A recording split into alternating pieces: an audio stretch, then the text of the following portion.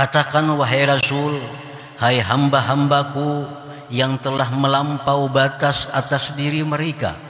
Hamba-hambaku yang melampau batas artinya yang banyak melakukan maksiat-maksiat, yang banyak melakukan dosa-dosa. Katakan kepada mereka, janganlah putus asa dari rahmat Allah. Ya Allah biha, ya Allah biha, ya Allah biha husnul khatimah, ya Allah.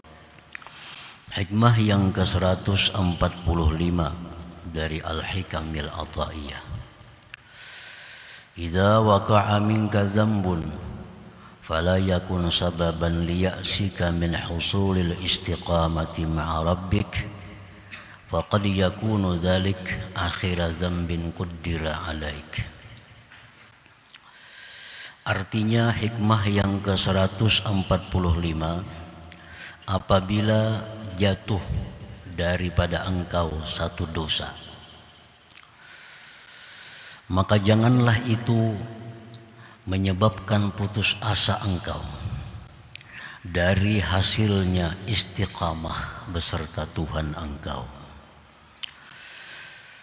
Maka mungkin itu dosa merupakan akhir dosa yang ditakdirkan atas engkau. Itulah terjemahnya hikmah yang ke-145 ini.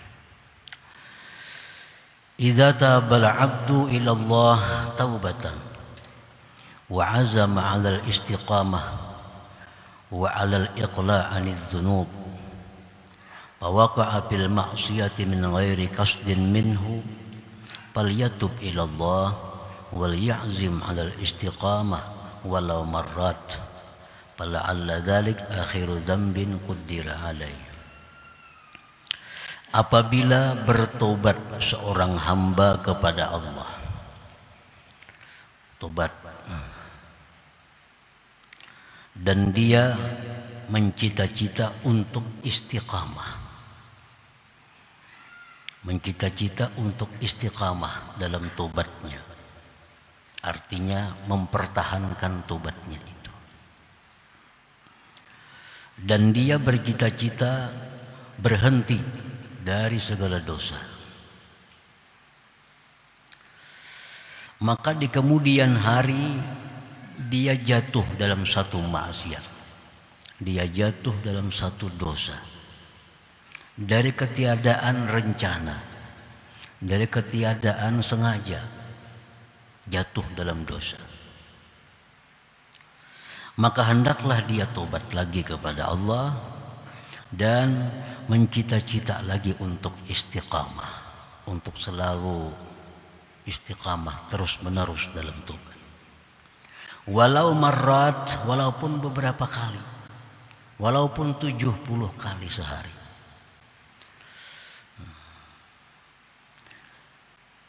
Karena barangkali dosa itu adalah merupakan dosa yang terakhir yang ditakdirkan Allah kepadanya. Nah, para muhibbin rahimakumullah, jadi tobat kepada Allah ini tidak ada batasnya. Berapa kali sehari kita tobat? Makin banyak tobat, maka Allah makin suka kepada kita. Nah, pagi hari habis salat subuh kita tobat kepada Allah. Segala dosa kita pisahkan, kita hentikan, kita sesali, kita bercita-cita untuk tidak mengulang lagi. Nah, tobat kepada Allah dan berjanji bahwa istiqamah dalam tobat ini. Ternyata jam 8 pagi jatuh dalam dosa. Entah melihat sesuatu yang dilarang Allah, mendengar sesuatu yang dilarang Allah, mengucap sesuatu yang dilarang Allah, jatuh dalam dosa. Nah, tobat lagi kepada Allah, tobat lagi dan berjanji lagi untuk istiqamah dalam tobat itu. Tahu-tahu jam 10 pagi dosa lagi. Nah, tobat lagi kepada Allah, bercita-cita lagi untuk istiqamah dalam tobat.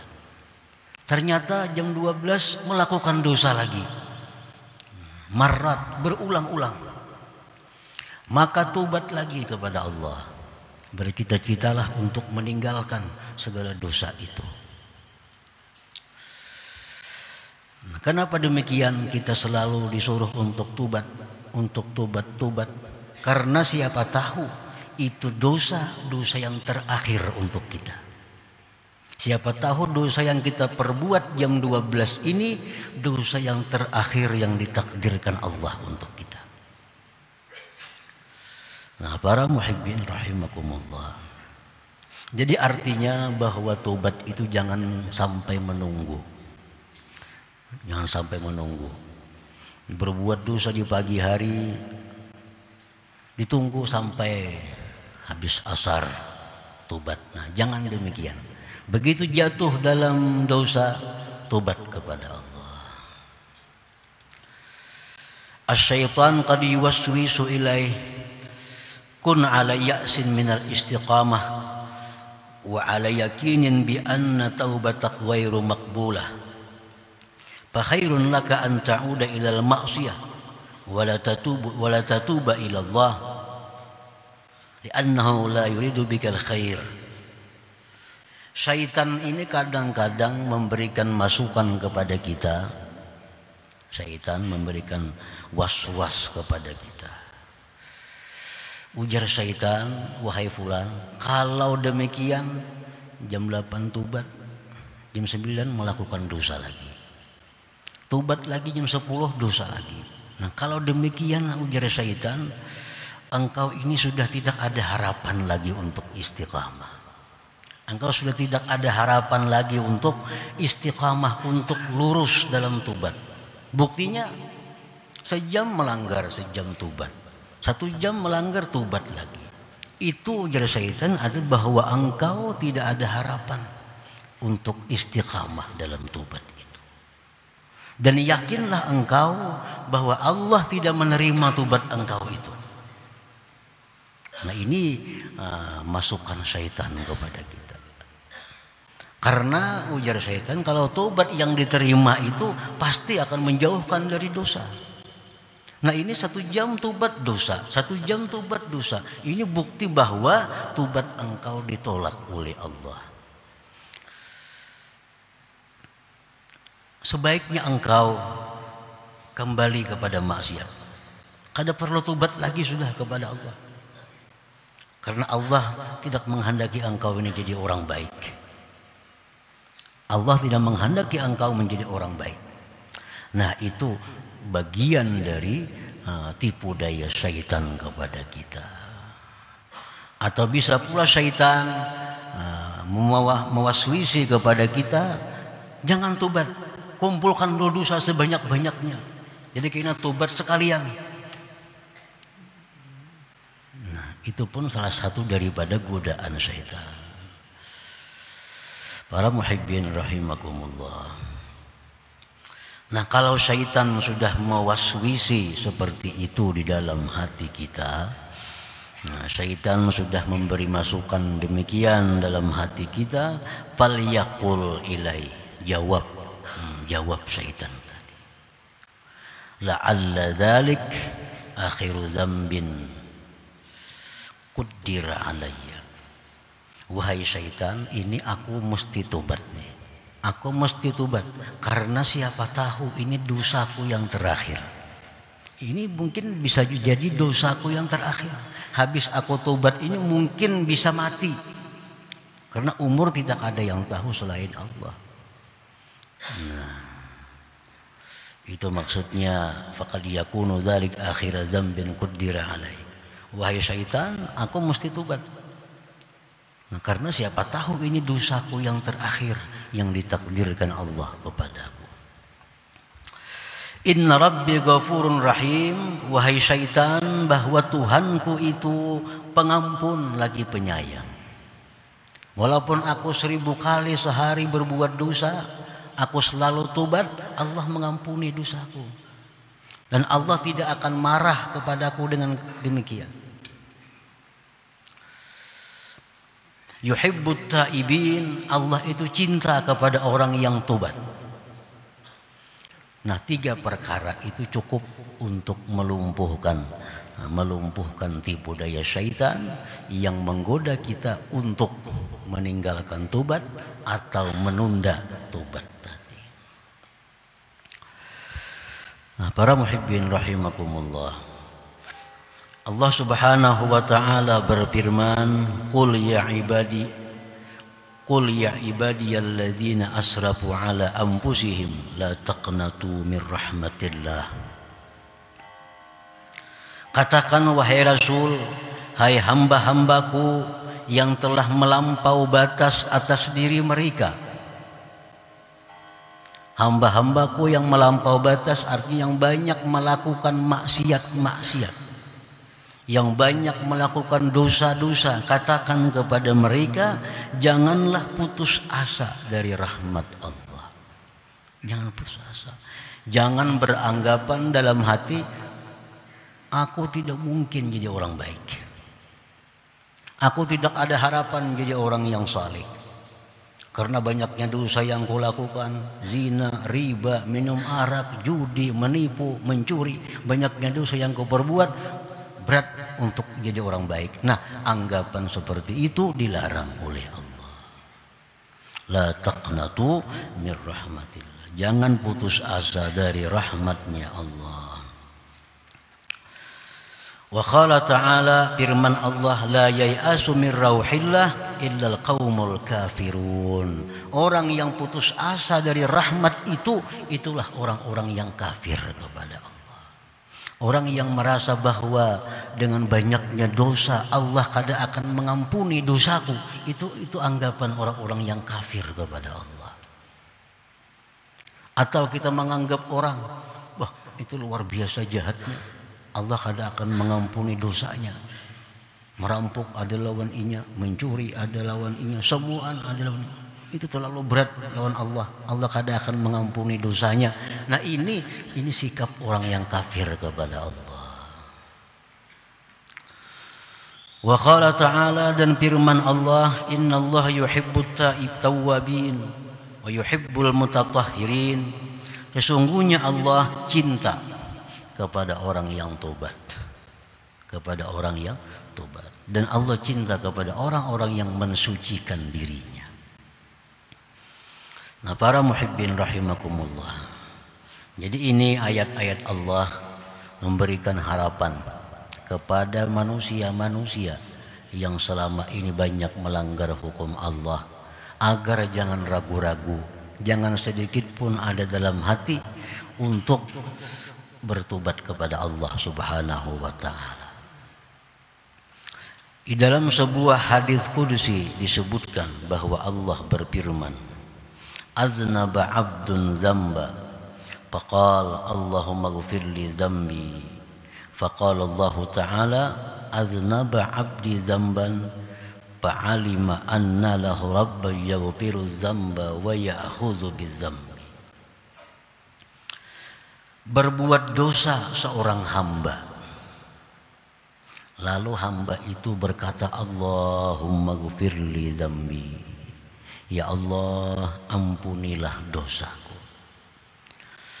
Nah, ucapan Allahumma ghfirli dzambi, ampuni dosaku, itu ucapan seperti itu bermanfaat apabila satu menyesali. Yang kedua,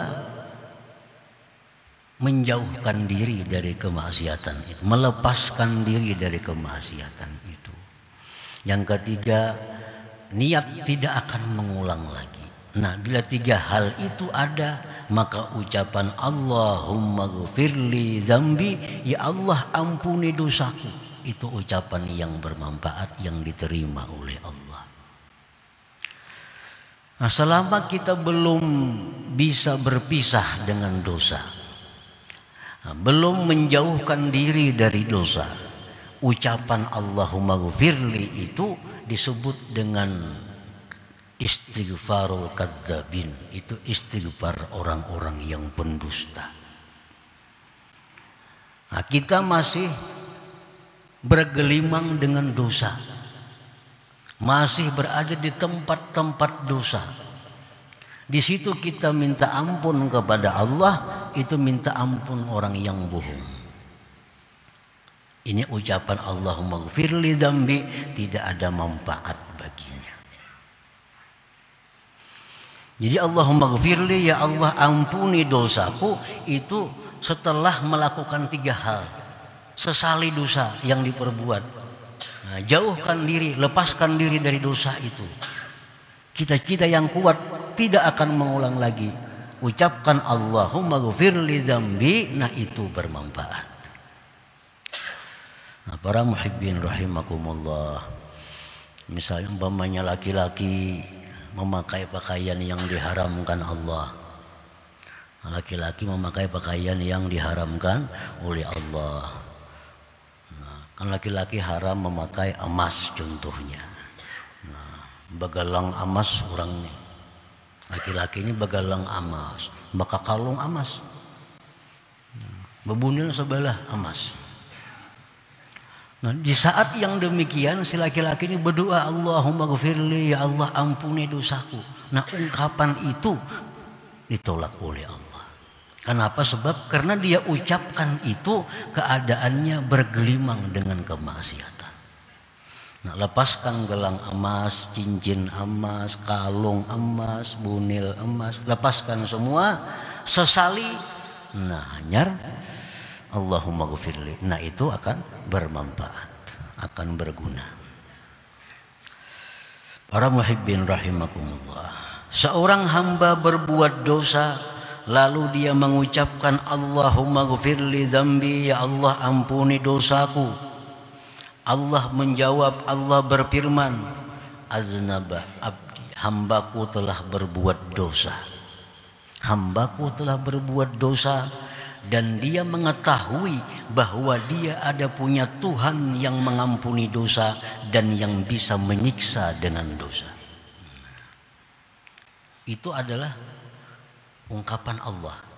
Kalau seorang hamba yang berbuat dosa kemudian menyesali dosa itu, lalu dia mengucapkan Allahumma ghfirli dzambi, ujar Tuhan, nah ini hambakunya berbuat dosa. Ia tahu bahwa ada Tuhan yang mengampuni dosa dan yang menyiksa, yang bisa menyiksa dengan dosa itu. Artinya ini hamba sudah diampuni oleh Allah. Summa ada fa'aznaba. Kemudian dia berbuat dosa lagi. Berbuat dosa. Hanya habis subuh tadi, ada sampai jam 10 dan berbuat dosa pula. Hamba tadi berkata lagi, Rabbi ghfirli dzambi, ya Allah ampuni dosa hamba. Hamba tidak melakukan dosa, ya Allah. Ini hamba sudah menyesal. Hamba kada akan mengulang lagi dosa itu. Allah berkata, Allah berfirman, aznaba abdi dzamban fa'alima anna lahu rabban yaghfiru dzamba wa ya'khudhu bidzamb. Ujar Tuhan, ini orang yang berbuat dosa, dia tahu bahwa Tuhannya itu pengampun dosa. Ini dia tahu bahwa Allah itu pengampun dosa. Diampuni Allah lagi dosanya. Summa ada fa'aznaba, kembali pulang berbuat dosa lagi. Faqala, dia berkata, Rabbi ghfirli, ya Allah ampuni dosa hamba, ampuni dosa hamba. Allah menjawab, aznaba abdi zaman, babulik pulang jar Tuhan inya, babulik pulang. Tapi dia tahu bahwa dia ada punya Tuhan yang pengampun dosa. Aku ampuni lagi dosanya. Sudah berulang-ulang demikian. Apa kata Allah? Falyaf'al masya. Silahkan kau perbuat apapun yang kamu mau, akan ku ampuni dosamu. Artinya asalkan demikian, Allah akan selalu mengampuni. Berbuat dosa, tobat diampuni Allah. Buat dosa, tobat diampuni Allah. Berapa kali sehari? If'al masya, perbuat yang engkau kehendaki, Allah akan mengampuni itu. Nah, para muhibbin rahimakumullah. Jadi melanggar hukum Allah kemudian tobat, langgar lagi, tobat lagi, melanggar lagi, tobat, itu adalah sesuatu yang dicintai oleh Allah Subhanahu wa ta'ala. Para muhibbin rahimakumullah, Rasulullah sallallahu alaihi wasallam bersabda, kullu bani Adam khata wa khairul khata'in at-tawwabun. Tiap-tiap manusia itu berbuat salah. Dan sebaik-baik orang yang berbuat kesalahan itu adalah orang yang tobat kepada Allah Subhanahu wa ta'ala. Nah, tapi tadi kita ingat bahwa ungkapan Rabbi gfirli atau Allahumma gfirli, ya Allah ampuni dosa, nah itu berguna asalkan dilalui dengan 3 syarat tadi dulu. Sesali. Nah, lalu jauhkan diri dari maksiat itu. Bercita-cita kada mau ulang lagi. Nah, hanya Allahumma gfirli. Memang demikian, menyesal melakukan dosa, tapi 1 jam kemudian berubah lagi hatinya, kepingin lagi dengan dosa. Nah, kan hati ini kalbun bulak-balik, artinya jam ini istiqamah, jam berikutnya bisa berubah. Nah, perbuat demikian Allah akan suka kepada kita. Wa qala sallallahu alaihi wasallam, dan sabda Rasulullah sallallahu alaihi wasallam, innallaha yuhibbu kulla mufattanin tawwab. Innallaha yuhibbu kulla mufattanin tawwab, sesungguhnya Allah mencintai tiap-tiap orang yang sering berbuat dosa dan sering tobat kepada Allah.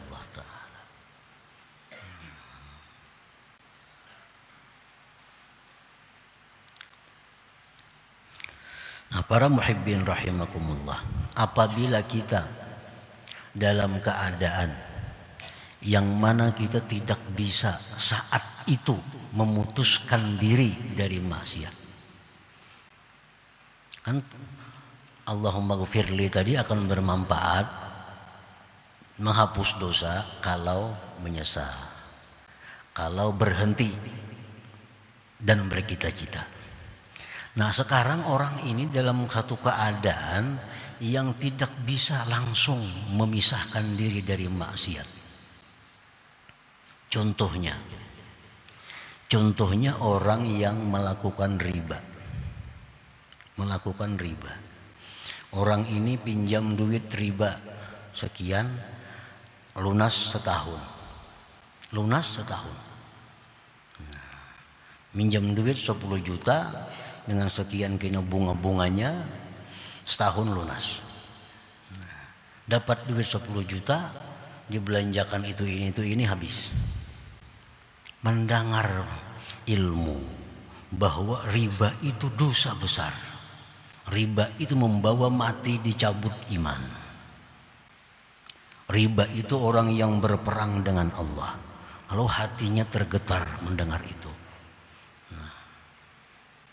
Menyesal riba itu dia lakukan, menyesal. Tapi kadang mungkin saat itu dia keluar dari riba. Ini setahun hutangin, duitnya sudah habis. Duitnya nukar sepeda motor, nukar kabun, nukar itu macam-macam. Duitnya sudah pakai kemana-mana. Nah, apabila demikian halnya, dia kada bisa langsung berhenti untuk satu dosa itu, maka usahakanlah, azamlah kita yang kuat di dalam hati untuk secepatnya menyelesaikan masalah riba itu yang ada padanya. Nah, itu sudah masuk. Nah, niat demikian sudah masuk, dihukumkan sudah bahwa dia berpisah dari maksiat. Kan kalau kita memakai misalnya gelang emas laki-laki itu mudah. Begitu kita mendengar itu haram, kita menyesal, ambil gelang emasnya, jual atau buat di lemari, selesai. Nah, kalau urusan riba ini, nah ini sulit. Kada bisa kita langsung jam itu menyelesaikan. Apalagi hari Ahad bank buka misalnya. Kayak apa hendak tobat? Nah, azam kita yang kuat bahwa aku setelah ini akan menyelesaikan riba dengan siapa juga pun. Nah, apabila itu kuat, benar-benar kuat dan Allah mengetahui kejujuran hati kita, apakah bujur-bujur kuat, nah itu akan bermanfaat. Walaupun secara fisik dia belum keluar dari kemaksiatan itu. Nah, para muhibbin rahimakumullah. Nah, demikian berlaku untuk seluruh maksiat yang mana kita belum bisa lepas pada saat itu. Cita-cita yang kuat di dalam hati bahwa bila mana sudah dia bisa keluar dari maksiat, dia akan secepatnya keluar daripada maksiat ini. Itu sudah menunjukkan tikadnya kepada Allah Subhanahu wa taala untuk mencabut diri daripada kemaksiatan itu.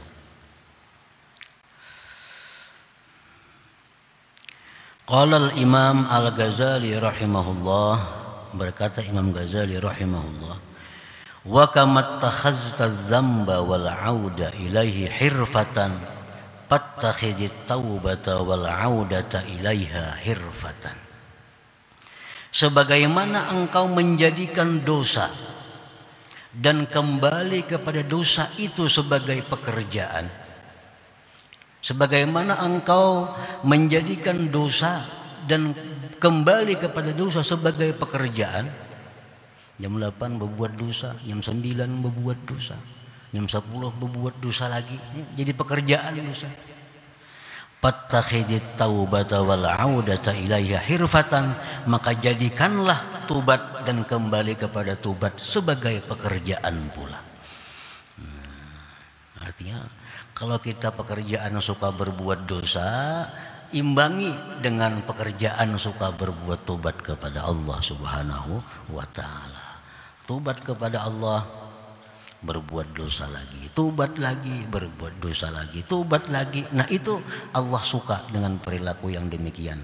Yang Allah tidak suka orang yang melakukan dosa tapi tidak tobat kepada Allah Subhanahu wa taala. Itu yang dibenci, yang dimurkai oleh Allah. Suka berbuat dosa tapi tidak suka tobat kepada Allah. Nah, para muhibbin rahimakumullah, dengan demikian nampak kepada kita tentang nama Allah At-Tawwab yang maha menerima tobat. Nampaklah nama Allah Al-Ghaffar yang maha pengampun, Al-Ghafur yang maha pengampun. Itu dengan demikian. Nah, para muhibbin rahimakumullah, selanjutnya hikmah yang ke-146 insyaallah.